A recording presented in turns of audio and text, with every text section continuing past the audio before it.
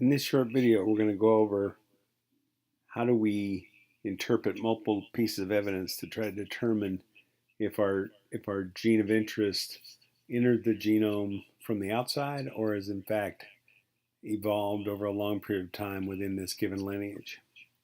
So let's start with where we have started multiple times, and that is with some BLAST output. So here's our BLAST output page for a given gene.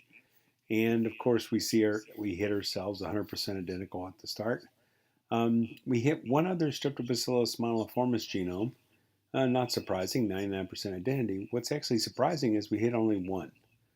And in fact, we hit none of the other Streptobacillus genomes outside of the species moniliformis. So there's like 25 or 26 other genomes that we do not seem to have a hit for, even though they're the same genus. We also do not have any hits to other organisms from the division Fusobacteria. From the third hit down, we have organisms that are actually quite distant. The name may sound like it's similar, Streptococcus, but in fact Streptococcus is a gram-positive, whereas Streptobacillus is a gram-negative. They are quite distantly related. So we get multiple hits to some Streptococcus strains. Then we get some hits to Campylobacter, which while being a gram-negative is quite distant from Streptobacillus. Then back to some gram-positives with Lactobacillus and so forth. So I want to know, this piece of data certainly suggests that my gene may have come in from the outside, but what more can I do? You have to remember that BLAST is doing a local alignment. We are not sure yet if what we're really looking at is, based on the whole gene and so forth. And so BLAST is a good start, but by no means can it be the final answer here in terms of evolutionary origin.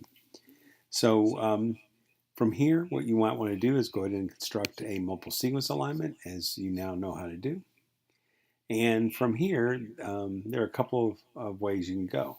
So first of all, within muscle, or tea coffee for that matter, when you get your multiple sequence alignment, they actually have a way to actually use that alignment and send it off to do some at least distance matrix type phylogenetic methods. So let's go to send to simple phylogeny. And down here we have, we can do distance matrix, which is what we know how to do. And over here we are used to UPGMA, so let's do that one. All right, we talked about that in class. And we're going to submit. Okay. And so basically it's going to construct a distance matrix based off all pairwise comparisons and then use that to build a tree. And it does it quite fast, actually.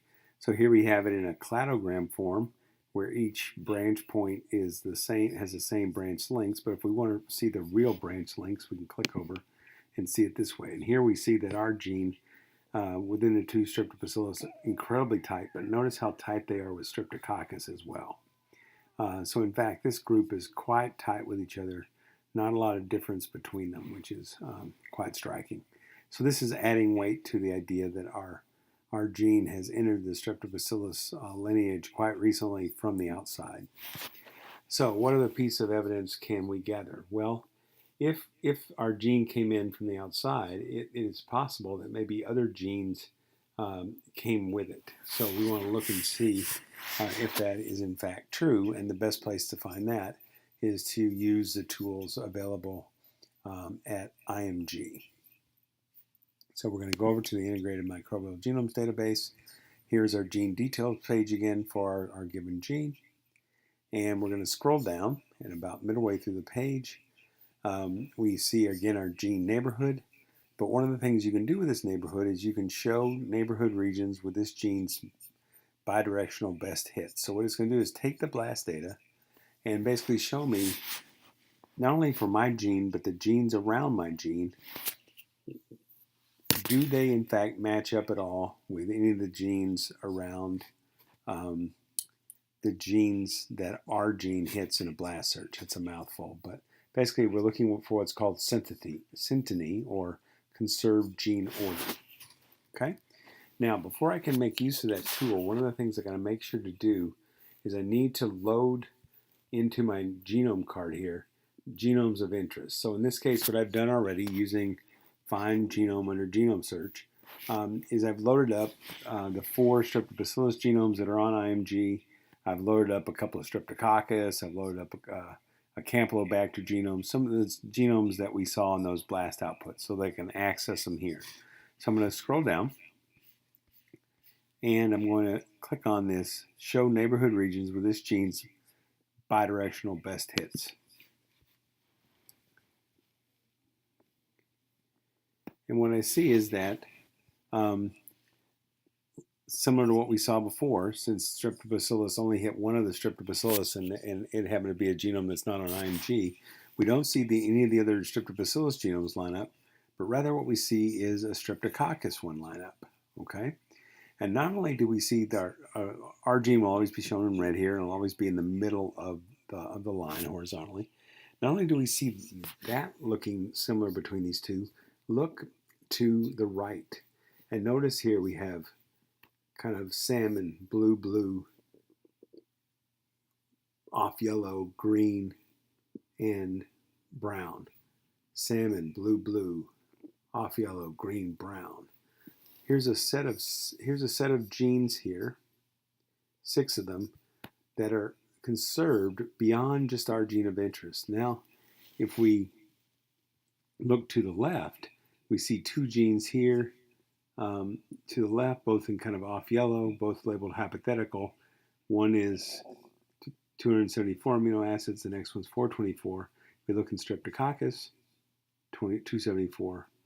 All right, and what does that got there? 424. This was slightly smaller. All right. Now, what I was able to go on and show is by clicking on each of these Streptobacillus genes, I could find that from this point on, this gene here, 660, 661, not only my gene of interest, then starting here at right here at 674, and moving on all the way down to 679, that each one of these genes, their best blast hit was to Streptococcus. So in fact, it appears that this entire cluster has come into the genome together. All right. Now there have been a few genes that have come in inserted in between once that original horizontal gene transfer event occurred, but this is striking evidence and very strong evidence for a horizontal gene transfer event. So you see we've used data from BLAST, we've used data from multiple sequence alignment, we built one kind of phylogenetic tree, and now we have some synteny evidence as well. Let me show you one other thing you can do. You can actually build another type of tree. Let me bring back what I was just looking at. Come over here, and here we're going to make use of, I need to go ahead and grab some sequence. So let me go back here, and I'm going to grab some sequence. And hopefully my sequence is still there. It is. So I'm going to go up here, and I'm going to grab some sequence. And now we're going to make use of a tool where we can build phylogenetic trees. And this is one that's out of France called Phylogenetic FR. As you can see, robust phylogenetic analysis for the non-specialist. So we do not have to understand all the rules of the game to make use of this. We're going to use one where they choose all the tools for us called one-click. We just have to basically put in the sequences. So we're going to paste in our sequences. You could avoid the alignment, but since we've already done a muscle alignment, and choose to which one you want to do, and then just put the muscle alignment in begin, but we'll go ahead and do it here. And really with one click, you send it away and get some information. So it goes through an alignment, then it will go through curation where it trims off some edges, and then it goes through a phylogeny, and then finally it will actually show you a tree. So just to remind you, when we looked at our muscle input format earlier, we saw that our Streptobacillus sequences were most closely related to the Streptococcus. That agreed with our IMG database information. We saw an entire cluster of genes that appeared to come together. And so now let's look at our phylogeny FR output, which should only take a minute more here. And we will see what we get. So you have multiple different ways of addressing this question of the origin of your gene of interest. Now, for most of the genes in the Streptobacillus genome, they're going to look like their close relatives. When we draw trees, they're going to line up with their close relatives and so forth. But if we look here, we see that the two Streptobacillus genes are right together, and lo and behold, there is very strong evidence for Streptococcus being the next closest sequence, which goes along with what we saw earlier. Alrighty, so multiple different ways of looking at a phylogenetic question. And with that, that's the end of this video.